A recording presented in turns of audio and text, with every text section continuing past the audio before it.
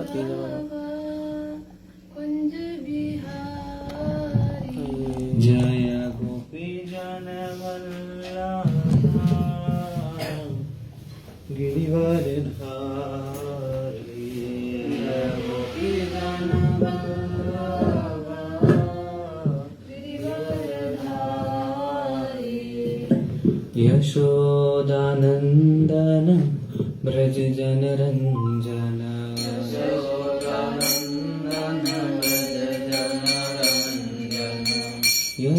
यशोदानंदन ब्रज जन रंजन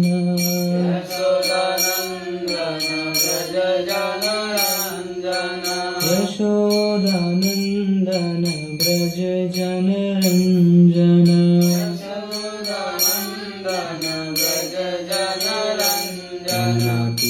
रावण चारी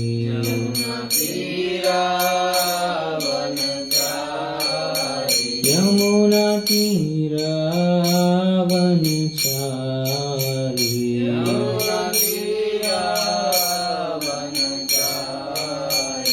जय राधा माधव कुंज बिहारी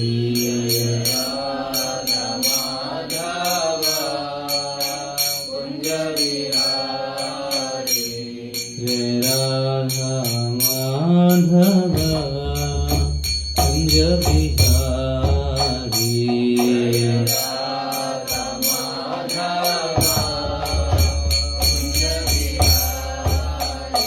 जय गोपी जन वल्लभ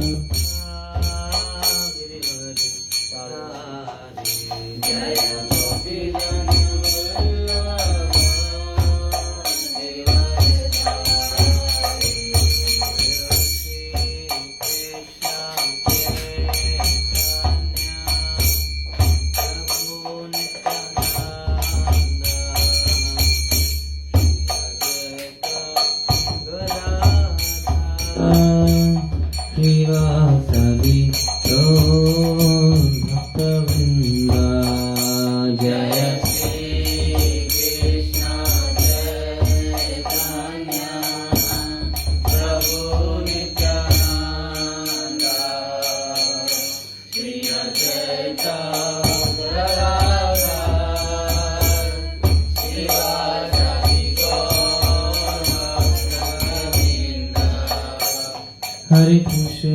हरे कृष्ण कृष्ण कृष्ण हरे हरे हरे राम राम राम हरे हरे हरे कृष्ण कृष्ण कृष्ण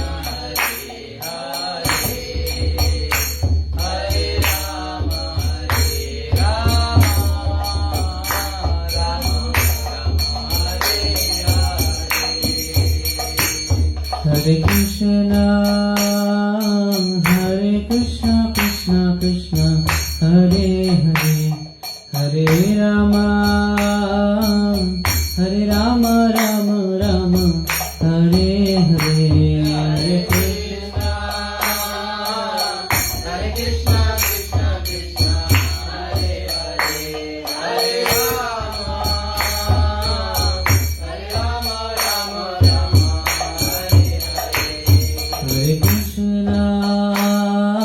हरे Krishna Krishna Krishna Hare Hare Hare Ram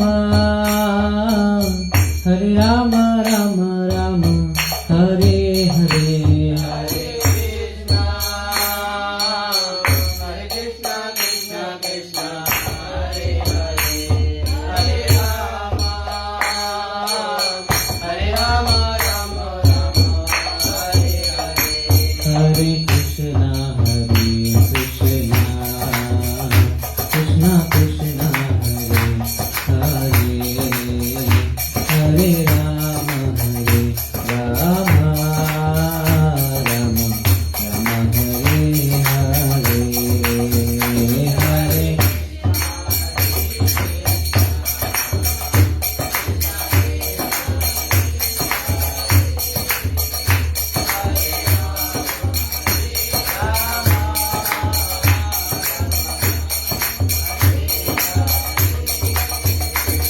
Krishna Krishna Krishna Hare Hare Hare Ram Ram Ram Hare Hare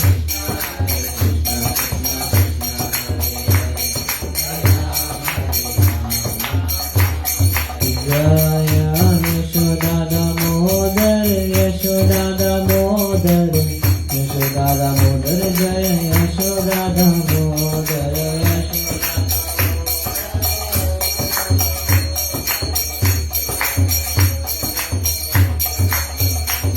Radha Damodar Radha Damodar Radha Damodar Shri Radhe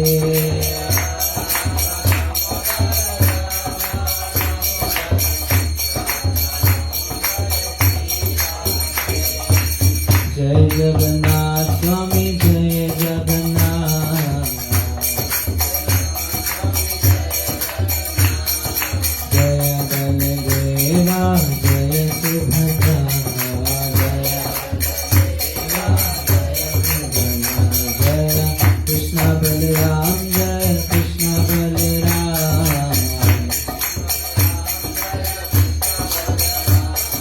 Krishna Balaram Jaya Vrindavani Dham Krishna Balaram Jaya Giri Govardhan Krishna Jaya Prabhupada Prabhupada Prabhupada Srila Prabhupada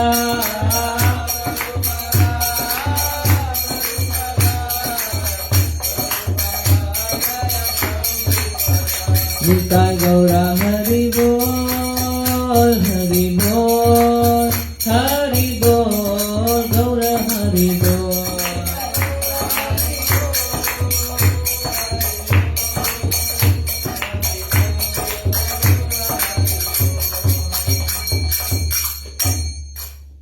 Jai Vishnupada Prabhupada Parivajakacha Astotasha Shri Srimati Divine Grace Swami Srila Prabhupada ki Jai Vishnupada Paramahansa Parivajakacha Astotasha Shri Srimati Divine Grace Bhakti Siddhanta Sarvaswati Thakur Srila Prabhupada की अनंत कोटि वैष्णव वृंद की नामाचार श्रीदास ठाकुर की प्रेम से कहो श्री कृष्ण चैतन्य प्रभु नित्यानंद श्री गदाधर शिवासादि गौर भक्तवृंद की श्री राधा कृष्ण को गोपिका श्याम कुंड राधा कुंड गिरी गोवर्धन धाम की ब्रजभूमि वृंदावन धाम की नवद्वीप मायापुर धाम की पुरुषोत्तम क्षेत्र श्री जगन्नाथपुर धाम की भक्ति देवी तुलसी देवी की गंगा मैया यमुना मैया की अनंत राशि भागवतम की पहले पावन शहर नाम संकीर्तन की कार्तिक मास महामहोत्सव की श्री श्री यशोदा दामोदर भगवान की श्री श्री जगन्नाथ बलदेव सुभद्रा सुदर्शन की हिताय गौर प्रेमानंद सभी प्रसिद्ध भक्तों की जय जयकार सभी प्रसिद्ध भक्तों की जय जयकार सभी प्रसिद्ध भक्तों की जय जयकार गुरु और गौरांग की जय जयकार जगत गुरु श्री प्रभुपाद की ओम नमो भगवते वासुदेवाय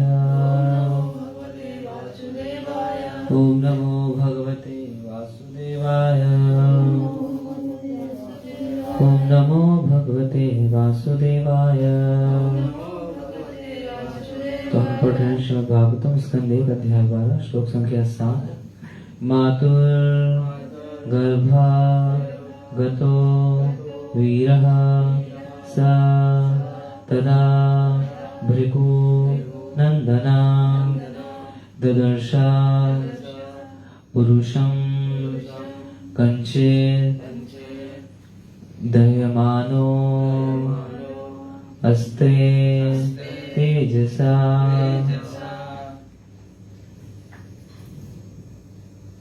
मातुर्गर्भगतो वीरः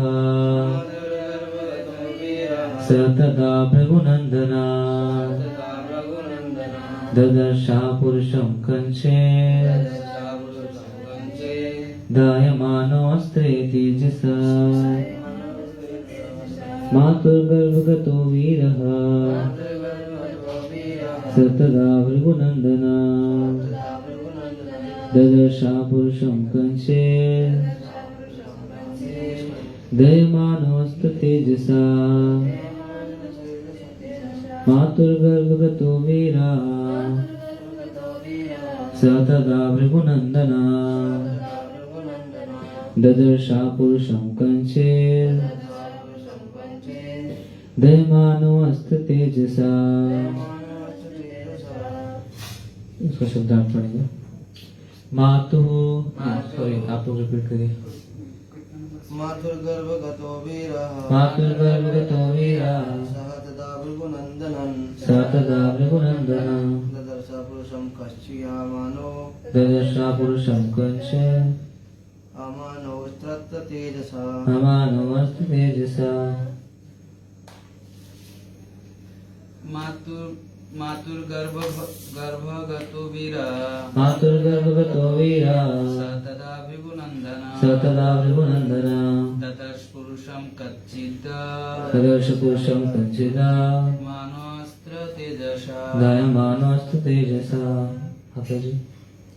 मातुर्गर्भगतो वीरः मातुर्गर्भगतो वीरः स तदा भृगुनन्दनः स तदा भृगुनन्दनं ददर्श पुरुषं ददर्श पुरुषं कञ्चित् वञ्चे मानोऽस्त्र तेजसा। देहमानोऽस्त्र तेजसा।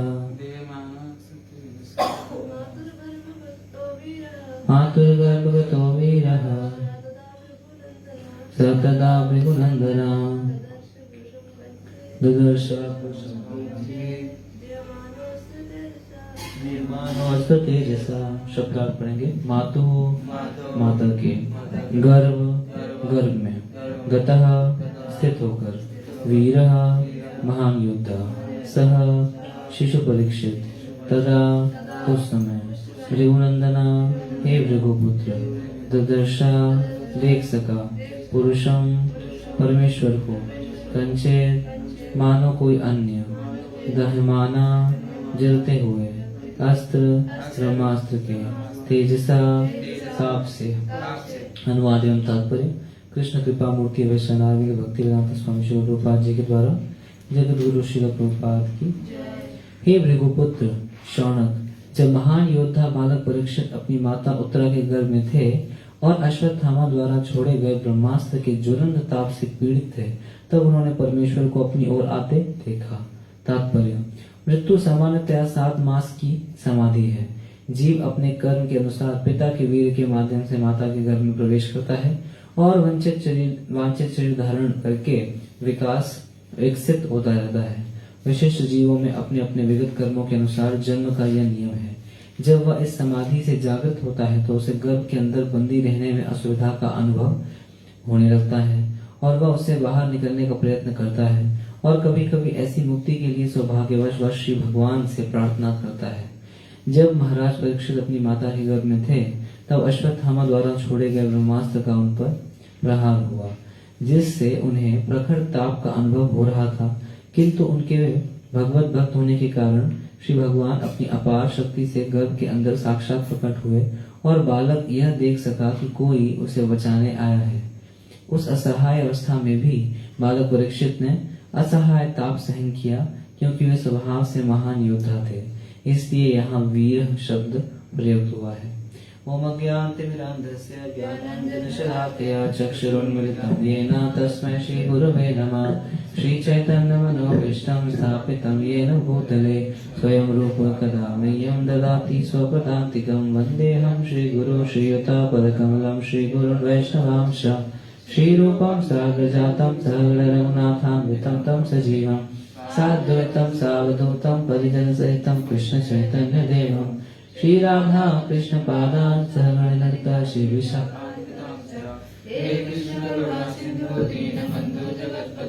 गोपेश गोपिका कांता राधा कांता नमोस्तुते।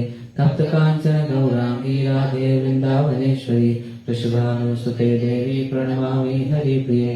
वाञ्छाकल्पतरुभ्यश्च कृपा सिन्धुभ्येव च पतितानां पावने वैष्णवेभ्यो नमो नमः।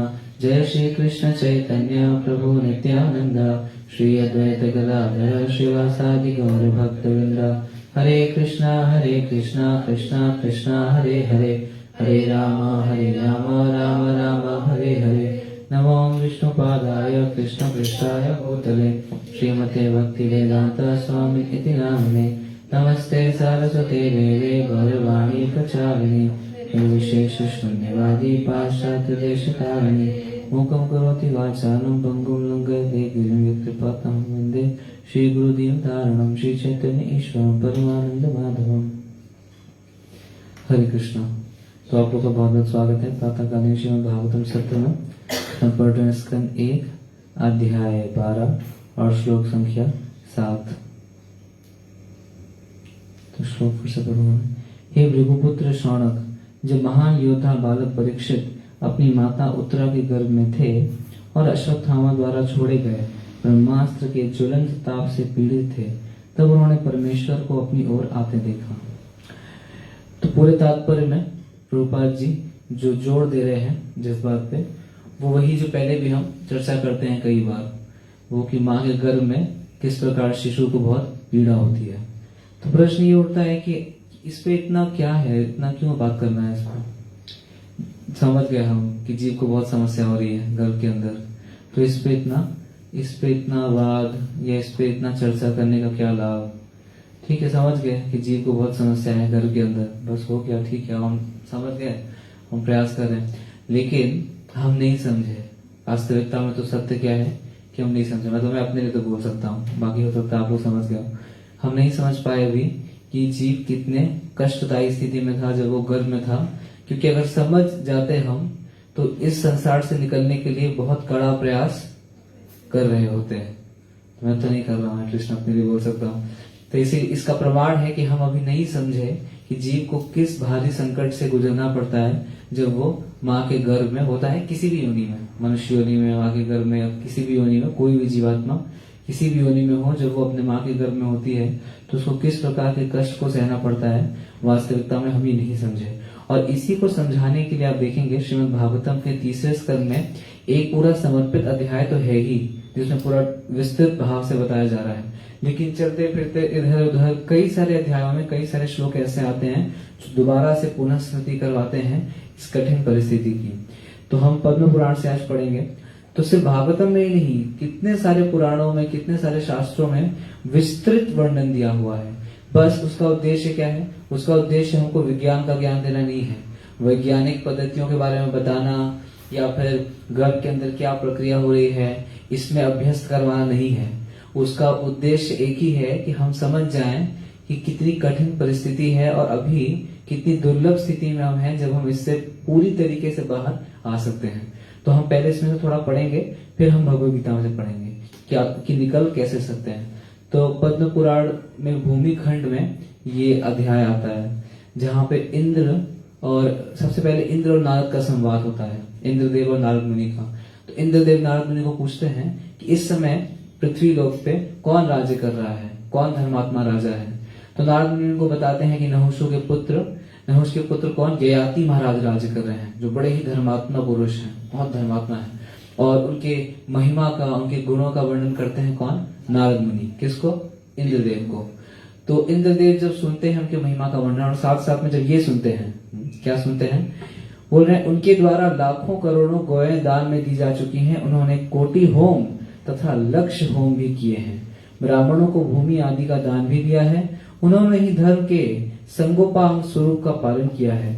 ऐसे गुणों से युक्त नहुष पुत्र राजा ययाति 80,000 वर्षों से सत्य धर्म के अनुसार विधिवत राज्य करते आ रहे हैं। इस कार्य में वे आपकी समानता करते हैं। तो ये कौन बता रहा है? ये नारद मुनि बता रहे हैं। किसको? इंद्रदेव को। तो जब इंद्रदेव ये सुनते हैं, कहते हैं बाप रे, इन्होंने तो कितने 100 अश्वमेध कर लिए हैं, 100 वाजपेयी यज्ञ कर लिए हैं और लक्ष्य होम कर रहे हैं, ये होम कर रहे हैं। तो इंद्रदेव को हर बार की तरह चिंता शुरू हो जाती है, ये तो मेरी गद्दी ले लेंगे। कौन? ययाति महाराज। तो इंद्रदेव कहते हैं, तुम ये क्या बोल रहे हो? ययाति से डरे हुए देवराज ऐसा विचार करके उन्हें बुलाने के लिए दूत भेजा। तो किसको बुलाने के लिए दूत भेजा? ययाति महाराज को, ययाति नहुष के पुत्र। तो ययाति महाराज के धर्म से इतना डर गए कि इंद्रदेव ने सोचा कि इनको क्या करते हैं, स्वर्ग ही बुला लेते हैं। स्वर्ग बुला देंगे तो ना ये और कुछ यज्ञ करेंगे, ना मेरी गद्दी खतरे में आएगी, यहाँ तो इनको स्वर्ग बुला लेते हैं। तो क्या बुलाने के लिए किसको भेजे? अपने दूत को भेजे। तो इनके दूत का नाम था मातली नाम है इंद्र के दूत, या इंद्र के सारथी भी कह के बुलाया गया है। तो इंद्रदेव के सारथी का नाम है मातली। तो मातली को भेजे कहाँ पे? पृथ्वी लोक में इंद्रदेव, कि तुम जाओ और किसको लेकर के आओ? ययाति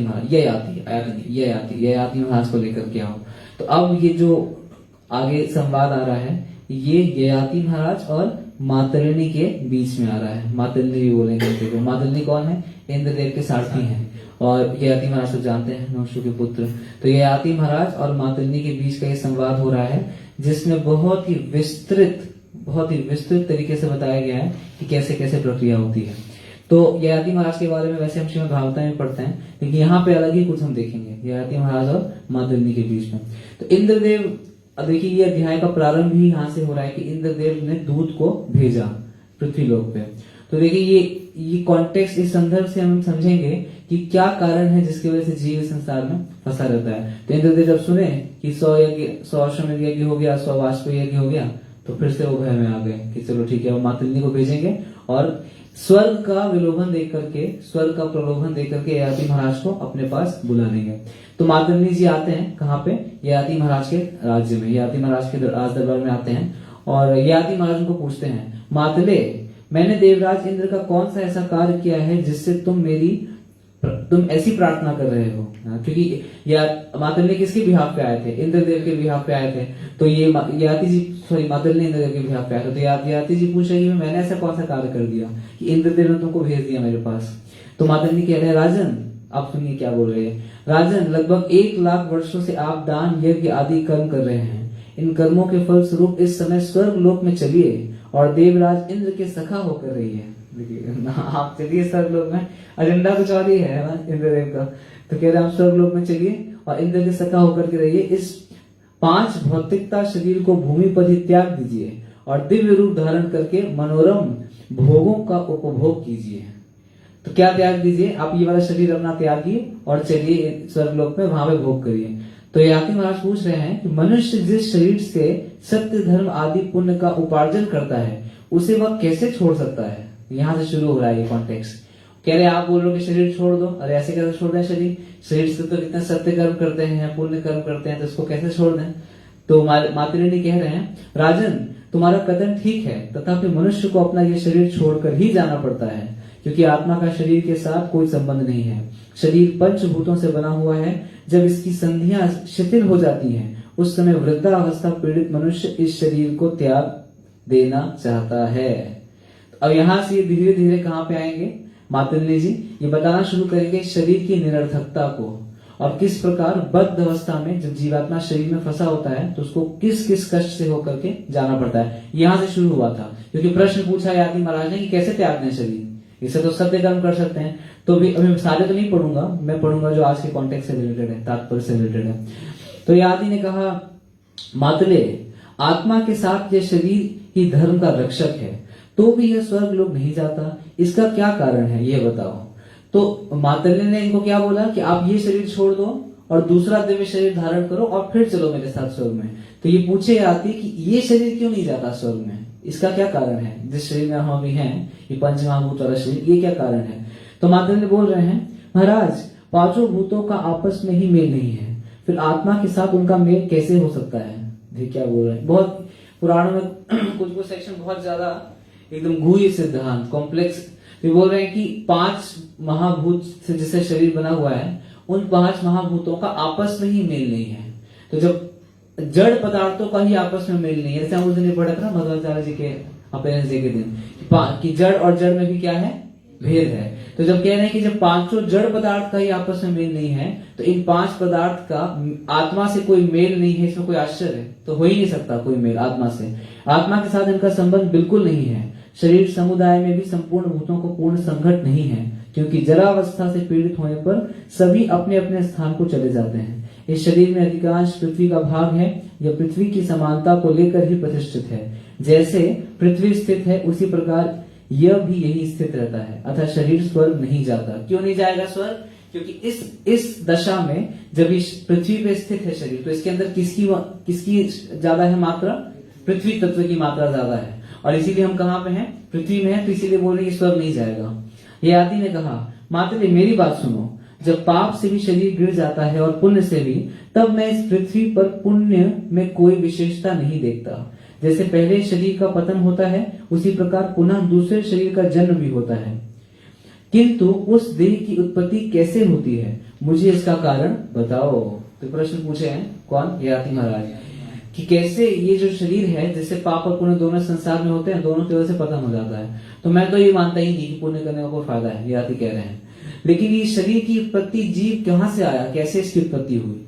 अब मातली जी बहुत विस्तृत कई प्रश्नों का, कई पेजों का पूरा वृत्तांत सुनाते हैं कि किस प्रकार जीव की उत्पत्ति होती है, जीव कैसे शरीर धारण करता है। जैसे तात्पर्य प्रभुपाद जी आज बोल रहे हैं, हम बोल रहे हैं कि मृत्यु सामान्यतया 7 मास की समाधि है। 7 मास की समाधि क्यों बोल रहे हैं, क्यों 7 मास की समाधि? 7 मास वो गर्भ में है। तो बोल रहे हैं कि जीव अपने कर्म के अनुसार पिता के वीर्य के माध्यम से माता के गर्भ में प्रवेश करता है और वांछित शरीर धारण करके विकसित होता रहता है। अब ये जो 3 लाइन प्रभुपाद जी लिखे हैं, इसका विस्तृत वर्णन यहाँ पे दिया हुआ है। सारा तो हम नहीं पढ़ सकते, लेकिन मैं कुछ भाग जरूर पढ़ूंगा। तो सुनिए क्या बोल रहे हैं। अभी मातली जी ययाति महाराज को बता रहे हैं, कह रहे हैं भूमि के पानी से सींचे जाने पर बोए हुए अन्न में उसकी गर्मी चली जाती है। फिर वायु से संयुक्त होने पर क्षेत्र में बीज जमने लगता है। पहले तपे हुए बीज जब पुनः जल से सींचे जाते हैं, तब गर्मी के कारण उनमें मृदुता आ जाती है। फिर वे जड़ के रूप में बदल जाते हैं। उस मूल में अंकुरित उत्पत्ति होती है। अंकुर से पत्ते निकलते हैं, पत्ते से तना, तने से कांडा, कांड से प्रभव, प्रभव से दूध और दूध से तंडुल उत्पन्न होता है। तंडुल के पक जाने पर अनाज की खेती तैयार हो जाती है। अनाज में शाली, अगही धान से लेकर जौ तक 10 अन्न श्रेष्ठ माने जाते हैं।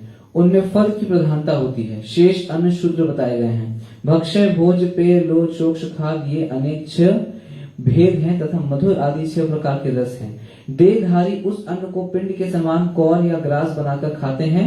वह अन्न शरीर के भीतर उदर में पहुंचकर समस्त प्राणों को क्रमशः स्थिर करता है। खाए हुए उपक्व भोजन को वायु 2 भागों में बांट देती है। अन्न के भीतर प्रवेश करके उसे पचाती और पृथक पृथक गुणों से युक्त करती है। तो ये क्या आ रहा है, ये बता रहे हैं कि किस प्रकार अनाज लेगा जी, और बाद में जाकर के फिर अनाज के माध्यम से वीर्य की उत्पत्ति होगी, और वीर्य कहाँ पर ट्रांसफर होगा, मां के गर्भ में। तो बता रहे हैं वायु से उत्पत्ति हुई अग्नि जल को अधिक गर्म कर देती है। उसकी गर्मी के कारण अन्न सब ओर से भली भांति पच जाता है। तो ये पूरा डिटेल पहले सेक्शन में पूरा डिटेल बताते हैं कि प्रसाद पाने के बाद एग्जैक्टली होता क्या है अंदर। आगे फिर ये बताएंगे। अब देखिए, मैं बीच में गैप कर रहा हूँ, लेकिन सीक्वेंस यही है। फिर आगे बता रहे हैं किस प्रकार उस अन्न से वीर बनेगा, फिर वीर ट्रांसफर होगा। अब आगे हम देखेंगे कि गर्भ अवस्था के बारे में जो क्या बता रहे हैं। जीव गर्भवास के महान दुख से पीड़ित होकर कर्मवश माता के उदर में पड़ा पड़ा अपने मोक्ष का उपाय सोचता रहता है। देखिए यहाँ पे भी आ रहा है, ये कई जगह पे आता है। श्रीमद् भागवतम में, पद्म पुराण में, विष्णु पुराण में, वैष्णव सॉन्ग्स में, कई जगह पे जीव के गर्भ के भीतर की स्थिति आती है। और आज भी हम देख रहे हैं प्रभुपाद जी तात्पर्य पूरा वही बोल रहे हैं। तो वही हमने प्रश्न प्रारंभ में चर्चा किया कि ऐसा क्यों है कि ये बार बार बताया जा रहा है, बार बार बार बार। उसका मूल कारण यही है कि ऐसा नहीं है कि हमको डॉक्टर बनाना है कि घर के अंदर क्या हो रहा है, लेकिन इसका मूल कारण ये है कि कभी तो जीव समझ जाए कि कितनी कठिन स्थिति से उसको गुजरना पड़ा। तो कह रहे हैं कि जैसे कोई पर्वत की गुफा में बंद हो जाने पर बड़े दुख से समय बिताता है, उसी प्रकार देहधारी जीव जरायु जेल के बंधन में बंद कर हुआ दुखी होता है और बड़े कष्ट से उसमें रह पाता है। तो क्या बोल रहे हैं कि जैसे कोई पर्वत की गुफा में बंद कर दिया जाए किसी को। तो कुछ दिन पहले हम गए थे पर्वत की गुफा में, क्या नाम था उसका, मान लो उसको उसमें बंद कर दिया जाए मतलब खुले में भी हालत खराब हो रही थी ना, इतना सकरा था। तो यहाँ पे तो उदाहरण दे रहे हैं कि अगर किसी को पर्वत गुफा में बंद कर दिया जाए तो जो उसको दुख होगा, ऐसे ही दुख जीव को हो रहा होता है गर्भ के अंदर। जैसे समुद्र में गिरा हुआ मनुष्य दुख से छटपटाने लगता है। तालाब में भी गिर जाए ना कोई तो वो भी पागल हो जाएगा। समुद्र की तो बात छोड़िए, तालाब में भी कोई गिर जाए, उसका पैर नीचे से हट जाए। एक बार मेरे को बता रहे थे कुछ दिन पहले कि कोई कुंड में नहाने के लिए गए, सच्ची घटना बता रहे थे। कहते कि कुंड में, वृंदावन के कुंड में स्नान करने गए वो। तो कुंड में स्नान करने गए तो वहां पे कम ही लोग थे। तो ऐसे कई बार होता है, पता नहीं आपके साथ हुआ नहीं हुआ, कई बार ऐसे। एक बार और मैंने भी देखा था ब्रह्मचारी के, मेरे भक्त के साथ हो गया था। तो कुंड में स्नान करते तो उनको लगा, तो कुंड में जल्दी आप जल्दी देखेंगे सीढ़ियां बनी होती हैं। तो सीढ़ी पे नहा रहे थे तो थोड़ा डुबकी नहीं लगा पा रहे थे। तो उन्होंने सोचा कि एक स्टेप आगे चला जाता हूँ और डुबकी लगा करके फिर मैं निकल जाऊंगा। और जैसे ही वो आगे पैर रखे, वैसे स्टेप था वहां पे 3-4 स्टेप्स था। तो उस दिन लेकिन पता नहीं क्या हुआ, बारिश की वजह से क्या, वो स्टेप बहुत ज्यादा नीचे बहुत ज्यादा नीचे। तो उनका पैर तो आ गया सीढ़ी पे, लेकिन पानी कहाँ तक आ गया, एकदम यहाँ तक। और आप देखोगे पानी जब बहुत ऊपर आ जाता है तो बॉडी का फोर्स फिर काम नहीं करता, फिर व्यक्ति एकदम कंट्रोल के बाहर हो जाता है। तो बताया कि उसके बाद क्योंकि थोड़ा पानी बह रहा था, थोड़ा सा कुंड में थोड़ा हिल रहा था पानी, तो वो एकदम डिसबैलेंस होकर के बस ऑलमोस्ट डूब ही गए थे। लेकिन एक भक्त ने और भी जो शांत रहा था देख लिया उन्होंने, वो उनको बचा ली। तो बता रहे थे कि वो स्थिति, तो वो कह रहे थे कि उसके बाद से मैंने पानी से खेलना बंद कर दिया। तो आप देखिए यहाँ पे तो समुद्र का एग्जांपल दे रहे हैं कि वो व्यक्ति समुद्र में अगर डूबने लगे तो जिस तरह से वो तड़पेगा, वैसे कैसे तड़पता है जब वो गर्भ में होता है, वैसे ही गर्भ के जल से। अच्छा देखिए तुलना किससे कर रहे हैं, गर्भ के जल से। समुद्र में कोई डूबे तो जैसे तड़पेगा, उसी प्रकार गर्भ के भीतर के जल से अभिषिक्त जीव अत्यंत व्याकुल होता है।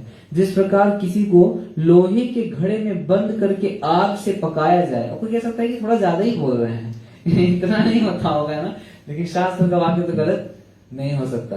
तो कह रहे हैं कि कोई लोहे के घड़े में बंद करके आग से पकाया जाए, उसी प्रकार गर्भ रूपी कुंभ में डाला हुआ जीव जठर अग्नि से पकाया जाता है। अभी तुलना करने का लॉजिक भी दे रहे हैं। क्या लॉजिक दिए, पहला उपमा क्या था, गुफे का, गुफे को बंद कर दिया गया क्योंकि अंधेरा है, गर्भ के अंदर भी अंधेरा है। दूसरी उपमा क्या दी, समुद्र का। क्यों, क्योंकि गर्भ के अंदर, गर्भ में जो है वोम है, उसके अंदर जल होता है, कई प्रकार का जल होता है और उसमें जीव डूबा हुआ है। और तीसरी तुलना क्या दे रहे हैं, लोहे का घड़ा। लोहे के घड़े को अगर तपाया जाए बाहर से तो जिस प्रकार जीव अंदर तड़पेगा, उसी प्रकार गर्भ के अंदर की जठर अग्नि से जीव तड़पता है। आग में तपकर लाल लाल की हुई बहुत सी सुझियों से निरंतर शरीर को छेदने पर जितना दुख होता है, उससे 8 गुना अधिक कष्ट गर्भ में होता है। गर्भवास से बढ़कर कष्ट कहीं नहीं होता। देहधारियों के लिए गर्भ में रहना इतना भयंकर कष्ट है जिसकी कहीं तुलना नहीं की जा सकती। इस प्रकार प्राणियों के गर्भ जनित दुख का वर्णन किया गया। स्थावर और जंगम सभी प्राणियों को अपने अपने गर्भ के अनुरूप कष्ट होता है। स्थावर और जंगम मतलब, स्थावर मतलब जो इधर जमीन पे चलने वाले हैं, पानी में चलने वाले हैं, आसमान में चलने वाले हैं, हर जीव को अपने अपने गर्भावस्था के अनुसार कष्ट होता है। जीव को जन्म के समय गर्भवास की अपेक्षा करोड़ गुनी अधिक पीड़ा होती है। जन्म लेते समय वह मूर्छित हो जाता है।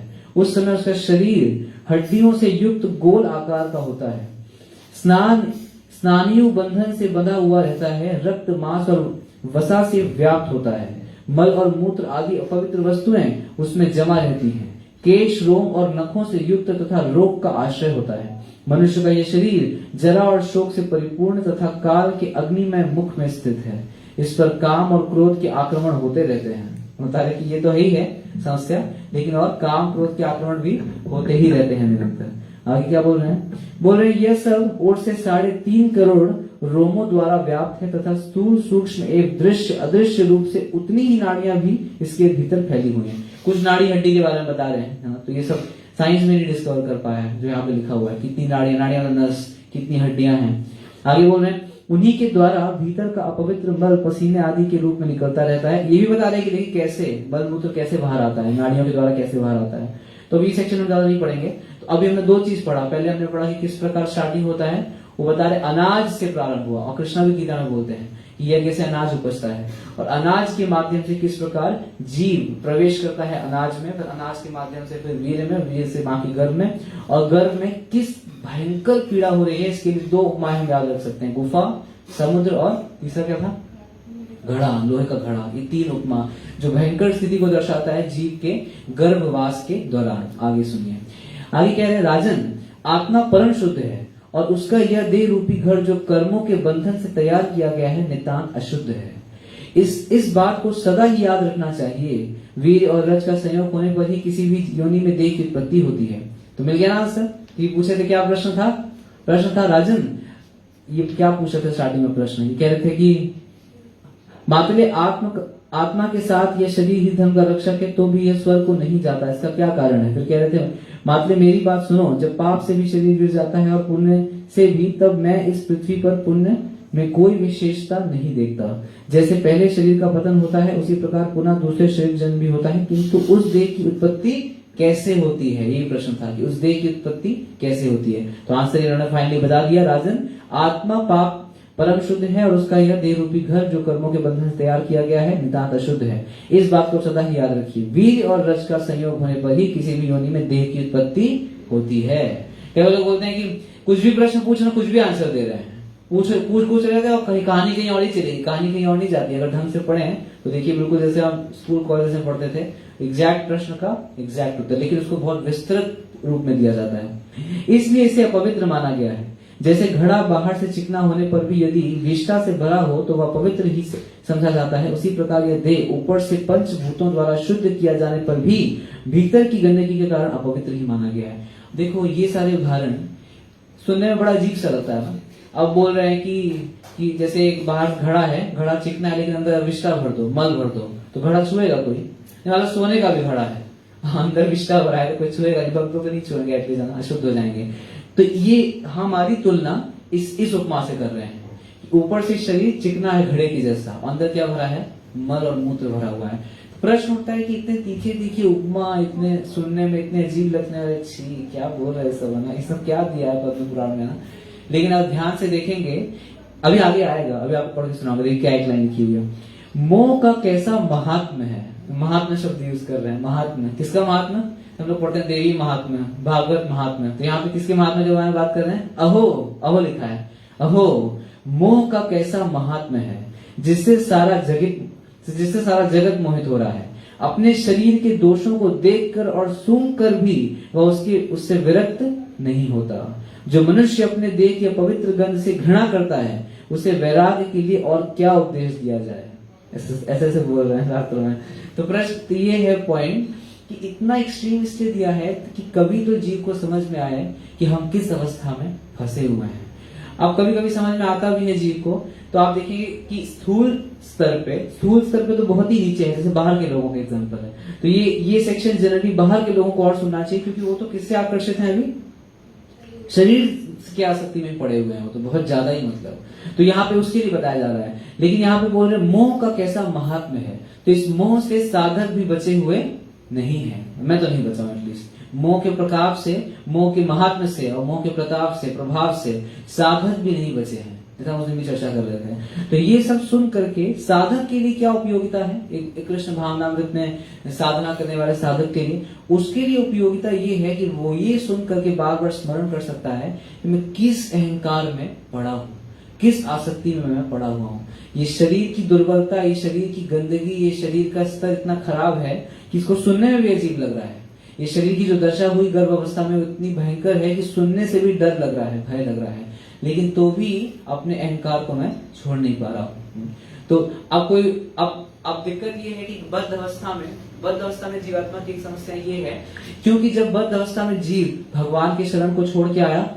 अच्छा एक प्रश्न है, जब जीवात्मा भगवान के धाम को छोड़ के संसार में आया, जब भी आया होगा, हमें नहीं पता कब आया, तो वो कन्विंस था कि नहीं कि मैं सही कर रहा हूँ?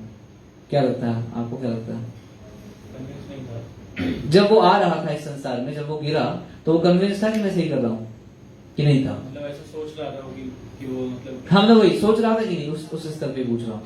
मतलब वो क्या सोच रहा था कि मैं गलत कर रहा हूँ या सही कर रहा हूँ? क्या सोच रहा था? सही कर रहा हूँ।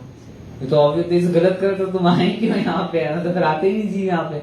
लेकिन जीव यही सोच रहा था। तो इसलिए प्रभुपाद जी के तात्पर्य आप पढ़ेंगे, प्रभुपाद जी कई बार इंग्लिश में वर्ड यूज करते हैं प्रोटेस्ट, रिवोल्ट वर्ड यूज करते हैं। हिंदी में विद्रोह किया जीव ने भगवान के खिलाफ, है ना, भगवान से विद्रोह करके सोचा ही नहीं, वो पूरा एक दृष्टि में तथाकथित रूप से उस समय कन्विंस हो गया कि मैं भगवान से दूर जाकर के क्या कर रहा हूँ, सही कर रहा हूँ। बिल्कुल कन्विंस हो गया। ये जीव के पतन का ये मूल कारण था, जो कि बहुत कम जीवात्माओं के साथ हुआ। 99.99999% जीवात्माएं तो कहाँ रहती हैं? आध्यात्मिक जगत में रहती हैं, जो भगवान राधा कृष्ण की सेवा में लगी हुई है।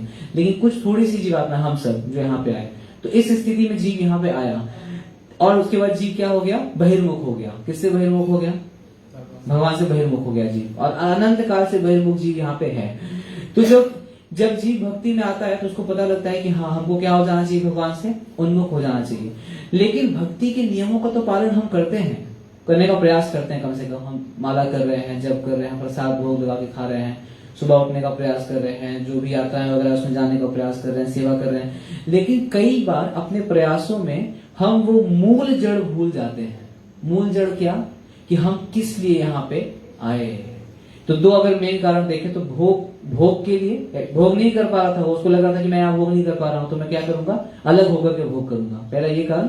और दूसरा भगवान से विद्रोह, ये सोचना कि मैं इधर जाकर के मैं सही सोच रहा हूं, मैं करूंगा।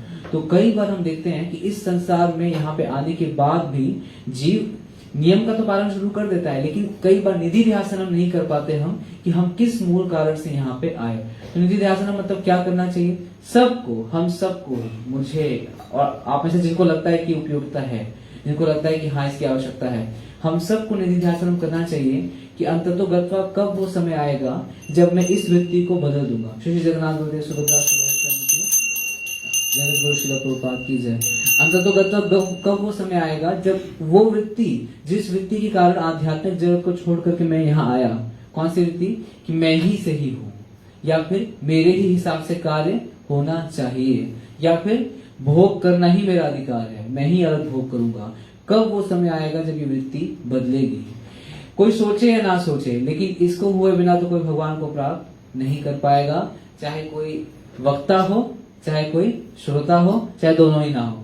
तो कोई वक्ता है, कोई श्रोता है, कोई दोनों ही नहीं, ना सुनते हैं ना बोलते हैं, तो कोई किसी भी श्रेणी में हो, जब तक वो इस अवस्था को प्राप्त नहीं कर पा रहा है कि वो पूरी तरीके से आश्रित हो जाए भगवान और गुरु के वाक्य पे, और अब उसका अहंकार पूरी तरीके से नष्ट हो जाए, मिथ्या अहंकार, सच वाला अहंकार नष्ट नहीं करना है, सत्य अहंकार ये कि कृष्ण के दास हैं, लेकिन मिथ्या अहंकार जब तक पूरी तरीके से नष्ट नहीं हो रहा, तो कम से कम निधि ध्यासनम की अवस्था में हमको ये बीच बीच में कंटेम्पलेट करना चाहिए, कभी कभी बैठ करके थोड़ा शास्त्र करके या वैसे भी कि मैं भगवान को प्राप्त नहीं कर पाऊंगा, इस अवस्था में तो मैं भगवान को प्राप्त नहीं कर पाऊंगा, कुछ भी हो जाए, कुछ चाहे पूरा संसार मेरे बारे में कुछ भी सोच ले, कितना ही महान मुझे क्यों ना समझ ले, मैं कितने ही बड़े बड़े झंडे क्यों ना गाड़ दूं, लेकिन जब तक इस अवस्था को मैं प्राप्त नहीं कर लेता कि मेरा सारा अहंकार शून्य हो जाए, जब तक इस अवस्था को मैं प्राप्त नहीं कर लेता जिस अवस्था में युधिष्ठिर महाराज ने प्राप्त किया है।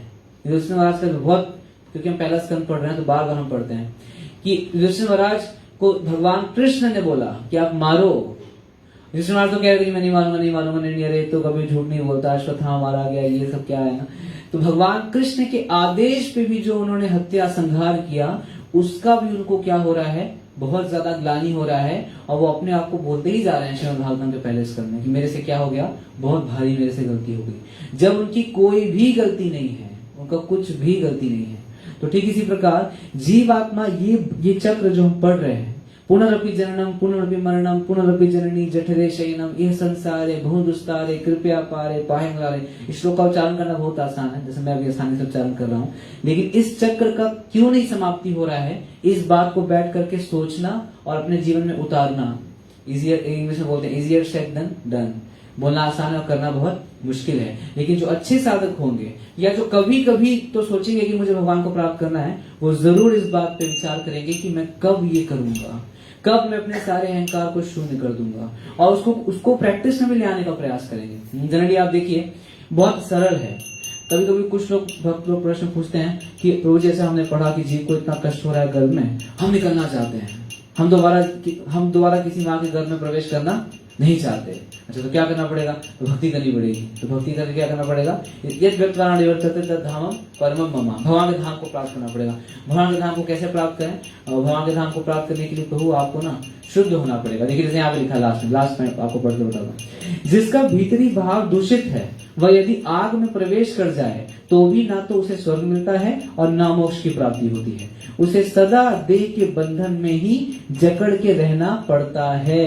ये क्या बोल रहे हैं, आग में भी कोई प्रवेश कर जाए लेकिन अगर उसका अंतःकरण शुद्ध नहीं हुआ है तो मोक्ष तो छोड़ दीजिए, क्या नहीं मिलेगा, स्वर्ग भी नहीं मिलेगा, मोक्ष तो छोड़ दीजिए। आगे, भाव की शुद्धि ही सबसे बड़ी पवित्रता है और वही प्रत्येक कार्य में श्रेष्ठता का हेतु है। पत्नी और पुत्री दोनों का ही आलिंगन किया जाता है, किंतु पत्नी के आलिंगन में दूसरा भाव होता है और पुत्री के आलिंगन में दूसरा। भिन्न भिन्न वस्तुओं के प्रति मन की वृत्ति में भेद हो जाता है।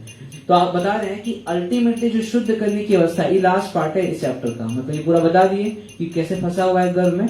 अभी देखो अल्टीमेट रास्ता क्या है, बोल रहे हैं माता लिखे जी कि आपको क्या करना पड़ेगा, भाव शुद्ध करना पड़ेगा। तो भक्त लोग को बताते हैं कि देखिए प्रभु हमको भाव शुद्ध करना पड़ेगा तब हम भगवान को प्राप्त कर पाएंगे। तो बोलता है कि प्रभु जी तो भाव, अरे वही तो बहुत हमारे हृदय में तो बहुत काम वासना, बहुत क्रोध है, बहुत लोभ है, नहीं ऐसा ही ऐसे तो बोलते हैं, हम तो बोलते हैं बहुत लोभ है, बोले नहीं तो हम साधना करेंगे तो शुद्ध हो जाएंगे। तो अभी देखिए इसको थोड़े समय के लिए आभास हुआ, क्योंकि अभी ये क्या कर रहा है, परिप्रश्नेन सेवया, परिप्रश्नेन की अवस्था में उस साधक को एक्सपीरियंस होता है, थोड़ा फील होता है कि अभी मेरे अंदर क्या है, बहुत सारे अनर्थ हैं। लेकिन आप देखेंगे सामान्य अवस्था में वो कभी एक्सपीरियंस ही नहीं कर पाता कि उसके अंदर क्या अनर्थ है। ये ऐसा होता ही नहीं होता है। कितने लोगों का एक्सपीरियंस है कि ऐसा होता है? चलो कुछ लोग के साथ तो होता है, मेरे साथ भी होता है। सामान्य परिप्रश्न की अवस्था में हम कर पाते हैं, जब परिप्रश्न में हम किसी प्रश्न पूछ रहे हैं, बहुत हृदय का उद्गार व्यक्त कर रहे हैं। लेकिन आप देखोगे सामान्य अवस्था में, क्योंकि ये देखिए यहाँ पे लिखा है ना, अहो मोह का कैसा महात्म्य है। ये मोह का ऐसा महात्म्य है कि वही जीव जो परिप्रश्न की अवस्था में इस बात का आभास कर पा रहा है कि हृदय में क्या है, बहुत सारे अनर्थ है, थोड़े ही समय के बाद आप देखेंगे, मैं अपने लिए बोल रहा हूं, कि वो आभास क्या हो जाएगा, बहुत एकदम लुप्त। ऐसा नहीं कि कपटपूर्ण नहीं, सच में जीव कन्विंस हो जाएगा कि मेरा कोई दोष नहीं है। तो इसीलिए बोल रहे हैं कि अहो मोह का कैसा महात्म्य है। क्या महात्म्य है मोह का? अब कोई सुन के सोया है क्या, ऐसा बहुत सुन लिया हमने, बहुत हम सुन ही रहे हैं, इसीलिए तो हम करोड़ों जन्मों से ये सुन ही रहे हैं, क्योंकि अभी भी सुन करके हम समझ नहीं रहे हैं कि हम भी यही कर रहे हैं। इसीलिए करोड़ों जन्मों से जीव ये बातें सुन ही रहा है, और अभी भी पुनरपि जननम पुनरपि मरणम होता ही रहेगा। आगे आने वाले करोड़ों जन्मों में भी पुनरपि जननम पुनरपि मरणम होगा ही, जब तक जीव इस बात को नहीं मानेगा कि अभी भी मैं मोह के चंगुल में फंसा हुआ हूं। तो प्रश्न उठता है कि मोह के चंगुल से कैसे बाहर निकले। हम तो कोई कपटपूर्ण नहीं कर रहे प्रभु जी, कपटपूर्ण नहीं कर रहे, लेकिन जब जीव सत्व में स्थित है तब उसको शास्त्रों के इन कथनों का विचार करना चाहिए कि मैं अभी भी मोह के प्रताप में हूं और मैं स्वीकार नहीं कर पा रहा हूं कि मेरा भाव शुद्ध नहीं हुआ है। लेकिन तो 3 अवस्था है, ये मैं पहले भी चर्चा की थी। तो सबसे उत्तम अवस्था तो जैसे युधिष्ठिर महाराज के हम देखते हैं कि भाव शुद्ध है, लेकिन वो क्या बोल रहा है कि मेरा भाव शुद्ध नहीं है। ये भगवत प्राप्ति की योग्यता की अवस्था है, जो इसी जन्म में तो शायद हो जाएगा हमारा। दूसरी अवस्था क्या है, भाव शुद्ध नहीं है और कभी कभी कम से कम वो स्वीकार करता है कि मेरा भाव शुद्ध नहीं है। तीसरी अवस्था क्या है, तीसरी अवस्था है कि भाव शुद्ध नहीं है, लेकिन वो तब स्वीकार करता है सिर्फ कि भाव शुद्ध नहीं है जब उसको बोला जाए कि आपका भाव शुद्ध है। प्रशंसा करें। हाँ करेक्ट। तो पहले स्तर पे क्या है, भाव शुद्ध है, लेकिन वो क्या बोल रहा है कि मेरा भाव शुद्ध नहीं है। दूसरा स्तर क्या है, अपने से ही उद्गार कर रहा है कि मेरा भाव शुद्ध कभी कभी नहीं है। तीसरा स्तर क्या है, करेगा, लेकिन जब आप उसको बोलो कि आप महाभागवत हो, शुद्ध भक्त हो, तो तब क्या उद्गार करेगा कि नहीं प्रभु जी, मेरे में तो बहुत काम है, मेरे तो बहुत लोभ है, मैं बहुत क्रोधी। ये भी ठीक है, चलो कभी तो स्वीकार कर रहा है। अच्छा ठीक है। चौथा अवस्था क्या है, चौथा अवस्था क्या है कि ये कभी स्वीकार नहीं करेगा, हमेशा ये आपसी प्रशंसा करोगे तो तभी भी नहीं बोलेगा कि मेरा भाव शुद्ध है। और उल्टा अगर इसको बता दिया जाए कि भाव शुद्ध नहीं है तो वो पूरी संहिता लिख सकता है ये प्रमाणित करने के लिए कि मेरा भाव शुद्ध है, मेरी गलती नहीं है। ये चौथा स्तर है। और पांचवा स्तर तमस का स्तर है। तमस मतलब भैया भाव क्या है, 10 रुपए का भाव है टमाटर का उसका वो भाव चलता है ना, शुद्ध अशुद्ध से कोई मतलब ही नहीं है। भक्त लोग नहीं होते इस स्तर पे, भक्त लोग तो विचार करते रहते हैं कब शुद्ध अशुद्ध। लेकिन हमें देखना चाहिए कि हम किस स्तर पे पहुंच रहे हैं। अपना सब देख सकते हैं, मैं भी अपना देख पा रहा हूँ अभी कि 5 में से मैं किस वाले स्तर पे पहुंच गया हूँ। एटलीस्ट एक साधक को ये क्लियर, कोई किसी भी स्तर पे है, कोई साधक सभी प्रयास कर रहे हैं, कोई ऐसा नहीं है, लेकिन एक चीज साधक को स्पष्ट होना चाहिए कि बिना पहले वाले स्तर पे पहुंचे कृष्ण प्राप्त नहीं हो सकते। चाहे किसी को कोई भी चाबी मिल जाए, कोई भी टोटका कर ले, कोई भी मंत्र फूक ले, लेकिन भगवान प्राप्त होने वाले नहीं। यहाँ एक दृष्टि में हो सकते हैं, मान लीजिए कोई किसी का भाव कितना भी शुद्ध हो, लेकिन गुरु ने ही उसको रेफर कर दिया तो वो हमेशा अपवाद है, हमेशा एक्सेप्शन है। श्री गुरु ने किसी को रेफर कर दिया श्रीमती राधा रानी को, तो वो चाहे असुर ही क्यों ना हो, वो तो भगवान को प्राप्त कर लेगा। लेकिन गुरु भी ऐसा नहीं करेंगे ना, गुरु ऐसा क्यों करेंगे, गुरु किसी ऐसे को क्यों भेजेंगे बोलो जिसका भाव ही शुद्ध नहीं है। तो हमको देखना चाहिए इन 5 लेवल्स में से कि हम अभी किस लेवल पे हैं। पहला लेवल क्या है, युधिष्ठिर महाराज का लेवल, ये शास्त्रों का लेवल, भाव शुद्ध है पूरा, लेकिन वो क्या बोलेगा कि मैं शुद्ध हूँ, मेरा दर्द है। दूसरा क्या है, कभी कभी मान लेगा, कभी कभी अपने से बोलेगा कि भाव शुद्ध है, कभी कभी बोलेगा। तीसरा स्तर क्या है, जब कोई प्रशंसा करेगा, ऐसा तो नहीं बोलेगा, लेकिन आप 2 तारीफ के पुल बोल दीजिए, फिर देखिए, फिर वो कहानी बता देगा आपको, बहुत घमंडी हूँ, मतलब बहुत अहंकारी हूँ, बहुत कामी हूँ, बहुत क्रोधी हूँ, तो भी ये ठीक है। मतलब कम से कम जीव स्वीकार कर रहा है कि मैं भगवान के धाम को छोड़ के आया हूँ, तो ये सब मेरे अंदर स्वतः होगा ही होगा। चौथा स्तर क्या है? अगर उनको बोल दिया तो वो पूरा एकदम बोलेगा ही नहीं। और आपने बोल दिया, आपने बोल दिया कि ये कुछ अशुद्धता है, तब देखिए क्षमता लिख देगा आपको साबित करने के लिए कि मेरे अंदर ये गुण नहीं है ना? अच्छा, कभी कभी ये तीसरे वाले स्तर में भी दोनों हो जाता है। प्रशंसा के समय वो स्वीकार करेगा, लेकिन अगर उसको क्या की जाए, ख्याति को गिराया जाए या अवहेलना की जाए, या क्या बोलते हैं हिंदी में, मतलब उसका ताड़न किया जाए, तो क्या करेगा? तब व्याख्या करेगा। तो उल्टा। तो इसलिए हमारा कंफ्यूजन रहता है कि मतलब जीव को क्लियर है कि नहीं, तुम्हारे तो मैं जीव हूँ। तो मुझे सोचना चाहिए कभी कि मैं क्या, मुझे अपने बारे में क्या क्लियर है कि मेरे अंदर काम वासना है या नहीं है। अगर है, अगर क्लियर है कि मेरे अंदर काम वासना है, तो चाहे कोई कुछ भी पूछे, मैं हर बार क्या बोलूंगा कि काम वासना तो है ही है। ऐसा नहीं, उस दिन थी, अब खत्म हो गई है ना, अभी थोड़ी कम हो गई, ये संभव ही नहीं है। ऐसा कोई है नहीं है ना, है तो है, क्योंकि इमोशंस है ना, ये दाना थोड़ी है। देखो आज मेरा सही हो गया सर, सही हो गया ना, और उस दिन था और अभी ठीक हो गया, ऐसा नहीं हो सकता ना, क्योंकि भाव के स्तर पे है। तो है जीवात्मा के स्तर में। लेकिन आप देखेंगे तीसरे स्तर में, क्योंकि मोह का प्रताप है, कपट नहीं है, इसको कभी ये नहीं बोल सकते कि कोई जीव जानबूझ के कर रहा है, क्योंकि मोह का प्रभाव है, उसको खुद भी नहीं समझ में आएगा कि मैं है कि नहीं है, अहंकार है या नहीं है। कभी मैं कह रहा हूं है और कभी मैं कह रहा हूं नहीं है ना, ये मोह का प्रभाव है। लेकिन जो मोह के प्रभाव से बाहर है, वो तो अहंकार न होने पे भी हमेशा ही मानेगा कि मैं अहंकारी हूं। हो सकता, अब प्रश्न है कि क्या, तो क्या करें प्रभु जी, लेके माइक लेके घूमे और माइक लेके जाए कैंप में बताएं कि मैं अहंकारी हूं, मैं ये करें, ये नहीं करना है ना। लेकिन वो अपने वरिष्ठ भक्तों को तो बताता ही है कि प्रभु जी मुझे तो पता है कि मेरे हृदय में तो अहंकार है, और मुझे तो पता है कि मेरी ही गलतियां हैं। एटलीस्ट ऑफ कोर्स ये कहीं पे भी नियम नहीं है कि कोई व्यक्ति अपने अवगुणों का बखान करे बैठ करके, वो भी ठीक नहीं है, वो भी इतना अच्छा नहीं है। अवगुणों का बखान क्या करना है, आप साधना करिए ना। लेकिन कोई तो ऐसे लोग होंगे जिनके सामने वो ये नहीं बोलेगा कि मेरी गलती नहीं है ना? उनके सामने वो अपना पूरा हृदय बोलेगा कि हाँ मैं भी वो लोग से ही आया हूँ, मेरा भी पतन ही हुआ है, मुझे विमान में बैठा के नहीं भेजा गया था यहाँ पे, मैं भी गिरा था, है ना, पतन हुआ था।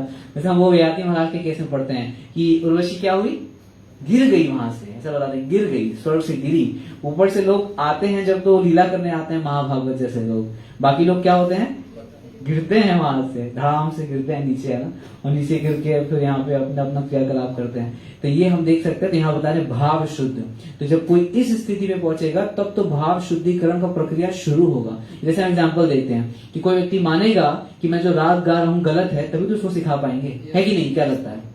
कोई बोले नहीं मेरा राग क्या है, सही है, तो फिर क्या दिक्कत है, तो सही है, गुरु को तो फिर गाइए, गुरु को वाक्य देखो श्री गुरु चरण पर क्या करे फिर। जो राग गलत है तभी, और आप देखिए अगर किसी ने स्वीकार किया कि मेरा राग गलत है, तो वो सीख जाता है, सही राग सीख जाता है ना, सीख जाते हैं, मंगला आरती सीख जाते हैं, संस्कृत का वर्ड उच्चारण करना सीख जाते हैं, युक्त से उक्तस का डिफरेंस सीख जाते हैं, प्रसादा कहाँ पे आएगा वो सीख जाते हैं। कब सीख जाते हैं? जब वो मान लेते हैं कि मैं प्रसादो और प्रसादा में गलती कर रहा हूँ, तो सीख जाते हैं। तो ये व्यक्तिगत अपने लिए है, तो मुझे भी बैठ करके सोचना चाहिए कि मैं कब नहीं मान रहा हूँ कि प्रसादो है और प्रसादा है, मतलब समझ क्या है, कब मैं नहीं मान रहा हूँ कि युक्तस है उक्तस है। जब मैं मान लूंगा कि हाँ मैं नहीं मान रहा हूँ, तो मुझे कोई सिखा देगा, और मैं उसकी बात अगर मानता हूँ तो सीख जाऊंगा, सिंपल। नहीं तो ये जो भाव शुद्धि वाला कंक्लूजन यहाँ पे दिया है वो कभी नहीं हो पाएगा। और 3 उपमा याद रखिएगा, अगली बार भी हमको गुफे में जाना पड़ेगा, सुंदर गुफा और सुंदर लोहे का घड़ा तपता हुआ, और तीसरा क्या था, समुद्र के गोते हम थोड़े साल के बाद फिर से 7 साल की समाधि में लगाएंगे। 7 साल की समाधि में बाजी बोला ना, 7 साल की समाधि।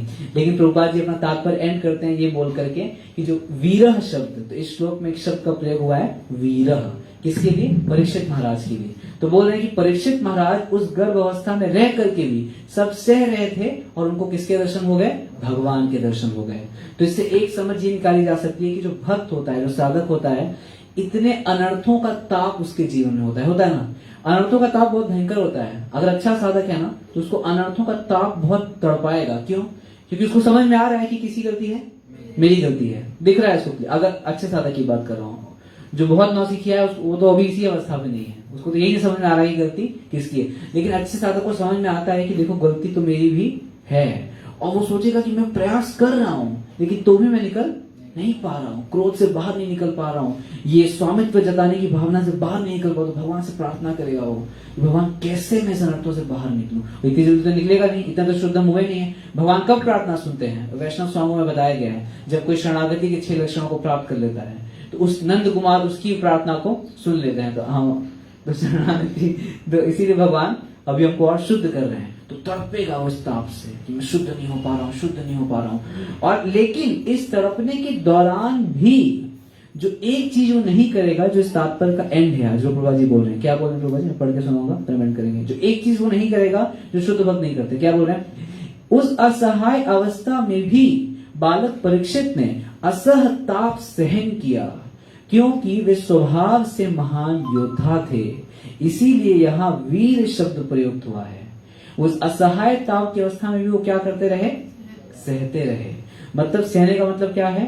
4 नियम का पालन करना वो नहीं छोड़ेगा साधक, 16 माला का जप करना नहीं छोड़ेगा, प्रभुपाद के चरण कमलों को नहीं छोड़ेगा, इस्कॉन के पताका के जो भीतर वो सेवा कर रहा है वो करना नहीं छोड़ेगा। कम से कम अगर ये भी कोई कर ले पूरे जीवन भर, इन तो ताप तो सहना ही पड़ेगा।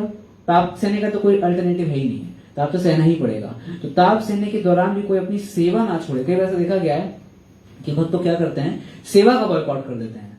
मतलब मैं तो देखा है, ऐसे घर में नहीं करते थे तो कोई नहीं करूंगा, नहीं करूंगा, मैं जाऊँ देख लो अपना, बताता मैं भाई का बता रहा था ना, बाथरूम बंद कर देता अपने आप को, नहीं करूंगा, बाहर ही नहीं आऊंगा। तो ये नहीं कर सकते हम। अगर ये कोई साधक कर रहा है तब फिर क्या होगा? फिर वही बात है कि धीरे धीरे धीरे धीरे उसकी गाड़ी आगे बढ़ने के बजाय सेवोन्मुख ही जीवाद और स्वयं स्फूर्त श्री कृष्ण नाम आदि न भवेद गतिंद्रिया। एक ही जो तरीका था जिससे भगवान को जान पाते, सेवोन्मुख ही जीवाद, इंद्रियों से तो जान नहीं पाते। लेकिन अगर कोई इन तापों के कारण इतना असहनीय हो गया उसके लिए कि इतना असहनशील हो गया कि सेवा ही छोड़ दिया, तो क्या होगा? तो ये पुनरपि जननम पुनरपि पुनः मूष्य, क्या है वो? पुनः मूष्य भव, वो दोबारा क्या बनेगा? चूहा। चूहे वाली कहानी सुनते हैं ना, दोबारा पुनः मूष्य भव, तुम दोबारा चूहे बन जाओ, है ना। तो यही मेरा संदेश था। तो अगर कुछ त्रुटि है तो आप लोग जोड़ सकते हैं, कुछ कह सकते हैं, कुछ प्रश्न है तो पूछ सकते हैं। तो मेरा एक प्रश्न है, जैसे आप युधिष्ठिर महाराज के लिए कहते कि वो इतने अच्छे धर्मात्मा थे, तो उन्होंने जो वो जुआ खेला था उसको उसका तो बहुत सारा कारण है। वो तो पूरा हमने तो सिर्फ ये देख लिया कि जुआ खेला था। तो महाभारत पे तो पूरा आगे पीछे सब बताया गया ना। उन्होंने व्रत दिया था कि जो भी मेरे बड़े बोलेंगे उसका मैं पालन करूंगा, और उनको बड़ों के द्वारा अनुमोदित करवाया गया कि आप खेलो।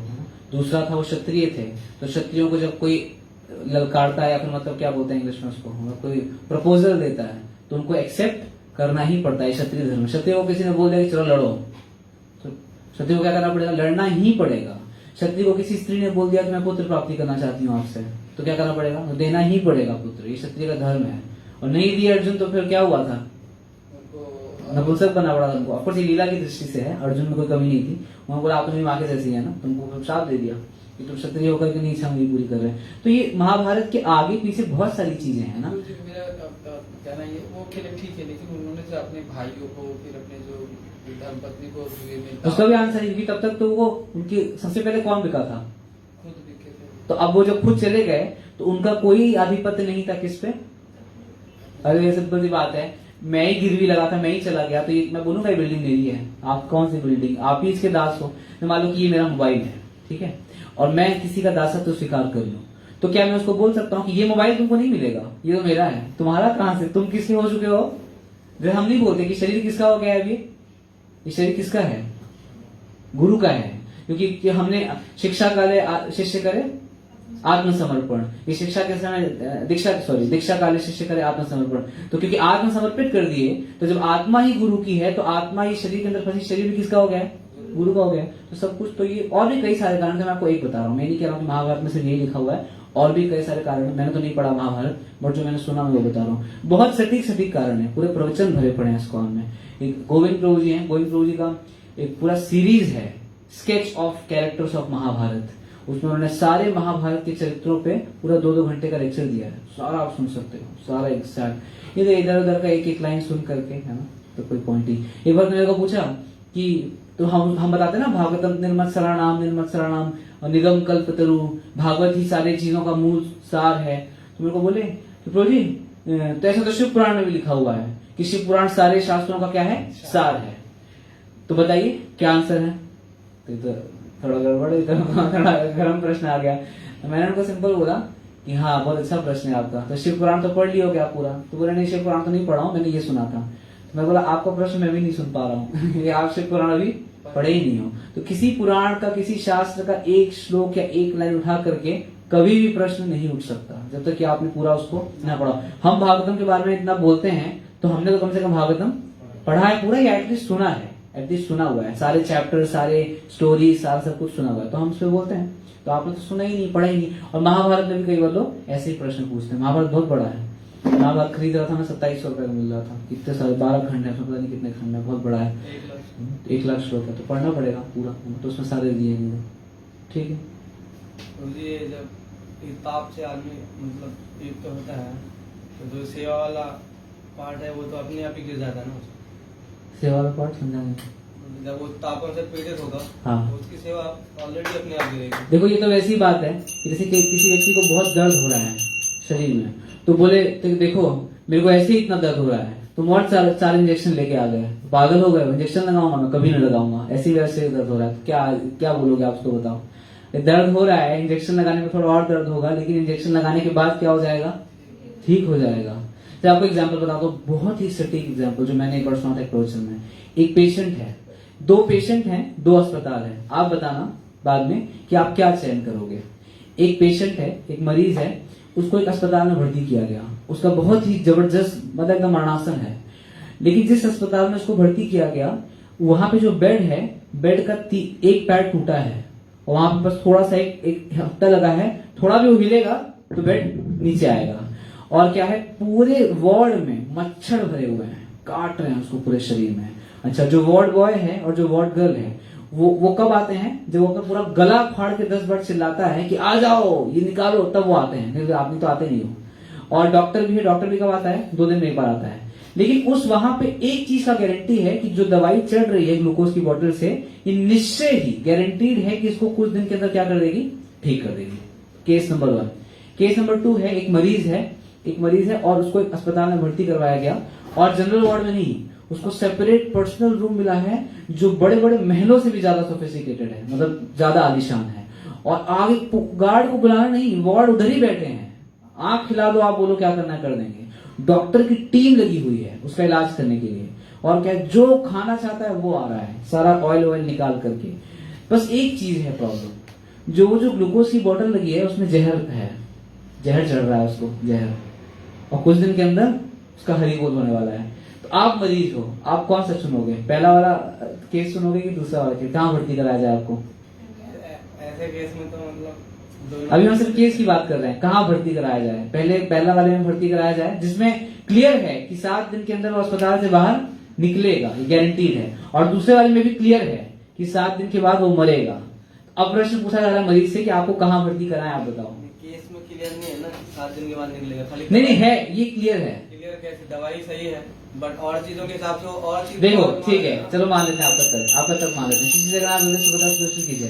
पहले केस में आप कह रहे हो कि कैसे मान लें, पर दूसरे केस में तो क्लियर है कि क्या चल रहा है।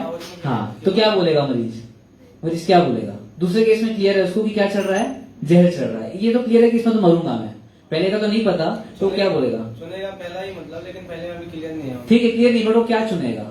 फिर भी उस कंडीशन में क्या चुनेगा? पहले ही चुनेगा ना, मतलब उसने वो जो ताप उसको आ रहा था उसको त्यागा कि नहीं त्यागा? नहीं, चुन लिया उसको कि भैया ठीक है जैसे भी होगा मेरे को इधर ही ले जाओ, समझ गया? तो जब आप कह रहे हो कि सेवा करने के दौरान अगर किसी को ताप आए तो सेवा तो छोड़ेगा ही, वो सेवा तो कम करेगा, ये है वो प्रश्न। मतलब ऑलरेडी अपने आप ही गिर जाती है ना सेवा और साधना। नहीं, अपने आप में वो देखो, उस मरीज ने, वो तो गिरा हुआ मरीज था, तो भी उसने अपनी बुद्धि लगा करके क्या सोचा कि मेरे को पहला वाला केस ही चुनना पड़ेगा, कम से कम इसमें कुछ उम्मीद तो है। लेकिन पहले वाले केस में कोई भी उम्मीद नहीं। तो सेवा के कॉन्टेक्स्ट में, सेवा के संदर्भ में वो मरीज, हम सब मरीज है ना अभी, तो मरीज सोचेगा कि सेवा छोड़ देने में तो कोई भी इसको नहीं बचा जीवात्मा के पास, वो तो नरकगामी है ही, क्योंकि जैसे ही वो सेवा छोड़ेगा वो क्या करना शुरू करेगा? क्या होगा उसके मन में? क्या आना शुरू होगा? तो अनर्थ आना शुरू होगा, अनर्थ बढ़ेगा, अनर्थ से पाप होगा, पाप से कहां जाएगा? नरक जाएगा। और पहले वाले केस में जहां उसको बड़ी दिक्कत हो रही है लेकिन सेवा किस तरीके से कर रहा है, तो पहला अस्पताल वाला केस हो गया, कि भैया कुछ पता नहीं है, हो सकता है कि सेवा करने के बाद भी भगवान की प्राप्ति ना हो सकता है, लेकिन एक चीज तो क्लियर था कि नरक तो नहीं जाएगा ना, सेवा कर रहा है कृष्ण की, तो आगे तो बढ़ते ही जाएगा। तो जीव कभी भी इस बात का स्मरण कर सकता है कि चाहे कितना भी ताप हो रहा हो, और वास्तविकता में यही तो महानता है। जिसको कुछ दिक्कत ही नहीं हो रही है और वो सेवा कर रहा है, अपने पूर्व जन्मों की सुकृति के कारण अभी उसको कोई दिक्कत नहीं हो रही है, तो उसके लिए प्रवचन देना बहुत सरल है। अब समझ में आ रहा है? आपने कभी गरीबी नहीं देखी और गरीबी में प्रवचन देना है आपको, तो बहुत बढ़िया है, दीजिए आराम से बैठ के गरीबी प्रवचन। लेकिन जिस व्यक्ति के घर में 1 रुपए नहीं खाने का, उसको बोला जाए कि प्रवचन दो आप गरीबी पे, या आप धन के मूल्य पे प्रवचन दो, तो कुछ बात है। तो जो साधक है, जिसके सब मजे ही चल रहे हैं, अभी मजे ही चल रहे हैं, कोई दिक्कत ही नहीं, उसको अपने आध्यात्मिक जीवन में कोई समस्या नहीं आ रही है, उसको कोई ताप परेशान नहीं कर रहा है, तो बहुत बढ़िया है। तो क्या है, हरे कृष्ण नाम बढ़िया, तो क्या 2 बजे रात ही खत्म कर लो पूरी माला, 2 बजे रात खत्म, तो कोई ताप ही नहीं है, कोई समस्या ही नहीं है, तब क्या है, पूरे दिन कीर्तन गाओ। लेकिन चैलेंज कब है, टेस्ट कब है? टेस्ट तो तब हुआ उसकी साधना का जब उसके पास सारे कारण थे, तब ज्यादा आध्यात्मिक क्लेश उसको तड़पा रहा है, आध्यात्मिक मन के द्वारा। वो मान रहा है कि मेरे मन का उपज है, लेकिन बस है, मन के द्वारा ताप है। उस अवस्था में भी वो अपने दैनिक नियमों को नहीं छोड़ रहा है, तो कुछ बात है ना। तब तो कृष्णा देखेंगे कि देखो इतना ताप आने के बाद भी ये मॉर्निंग प्रोग्राम में आना नहीं छोड़ा। ये नहीं बोला कि क्या करूं मॉर्निंग प्रोग्राम में जाके, मेरा सीधी दर्द हो रहा है, सीधी मेरा दर्द हो रहा है, भक्ति थोड़ी छोड़ रहा हूँ, 4 नियम तो पालन कर ही रहा हूँ ना प्रभु जी, 16 माला तो जब कर ही रहा हूँ। मॉर्निंग प्रोग्राम के लिए थोड़ी दीक्षा में नियम दिलवाया गया था, वैसे आजकल तो दिलवाते हैं कई सारे गुरु ग्रंथ। परम पूज्य भक्ति का स्वामी महाराज जी दीक्षा के समय बोलते हैं, ये भी देना पड़ेगा वचन कि हर दिन मॉर्निंग प्रोग्राम में आऊंगा, तो बोल सकता है कि मेरा सिर दर्द हो रहा है, मैं क्या करूँ, इतना मेरे को क्लेश हो रहा है, मेरा माइंड, मेरा बॉडी इतना परेशान कर रहा है मुझे। लेकिन ऐसी आपका मन परेशान कर रहा है, अच्छी बात है, लेकिन आपने जो वचन दिया था गुरु को, या आप जो आश्रम में अपना जीवन समर्पित किया था, हम सब समर्पित भक्त हैं सभी लोग, तो आपने उस समर्पण के नियमों का पालन किया कि नहीं, आपकी समस्या अपनी होगी। ऐसा भी बात है, डॉक्टर के घर में लड़ाई हो गई, डॉक्टर के घर में लड़ाई हो गई, तो अस्पताल में आके डॉक्टर बोल सकता है कि नहीं करूंगा ऑपरेशन आज, अरे हाँ तुम्हारे घर की लड़ाई घर पे रखो, यहाँ पे ऑपरेशन आ रहा था ऑपरेशन। तो कई बार ऐसी स्थिति आती है कि मन इतना विचलित है कि क्या मतलब सेवा करें, कैसे करें ना, लेकिन फिर भी अपने आप को यही समझाना पड़ता है कि सेवा तो करना ही पड़ेगा। इसी स्थिति में ऐसा होता है, करना भी चाहता है तो भी इस पे इफेक्ट पड़ता है, साधना पे तो पड़ता ही है, इफेक्ट पड़ता है, लेकिन छोड़े अपने से तो ना छोड़े। एक है कि इफेक्ट पड़ रहा है, एक है कि वो उसने खुद ही उठाया और प्रभु जी ये लीजिए आपका ये सेवा, ये आपका डिपार्टमेंट, ये वाले ये भक्त है, अब मैं जा रहा हूँ घर में खाऊंगा गुलाब जामुन और वहां पे लूंगा सेवा, किससे, अपनी माँ से, है ना। ये तो ना करे कम से कम एटलीस्ट, है ना, ये तो न्यूनतम जो है, ये तो बाकी प्रभाव तो पड़ेगा ही। प्रभाव तो कोई कह ही नहीं सकता, कोई कह रहा ना कि प्रभाव नहीं पड़ रहा है मुझे, वो भी एक निपट झूठा आदमी है, बद्ध अवस्था में वो कह रहा है कि मुझे कोई प्रभाव नहीं पड़ रहा है, ऐसा हो ही नहीं सकता। प्रभाव नहीं पड़ता अगर 3 तापों का त्रय ताप, कितनी बार शास्त्र में आता त्रय ताप, तो बद्ध अवस्था का सिम्टम ही है त्रय ताप मतलब 3 तरह के ताप। ठीक है, जगत गुरु श्री प्रभुपाद की जय, भागवतम की जय।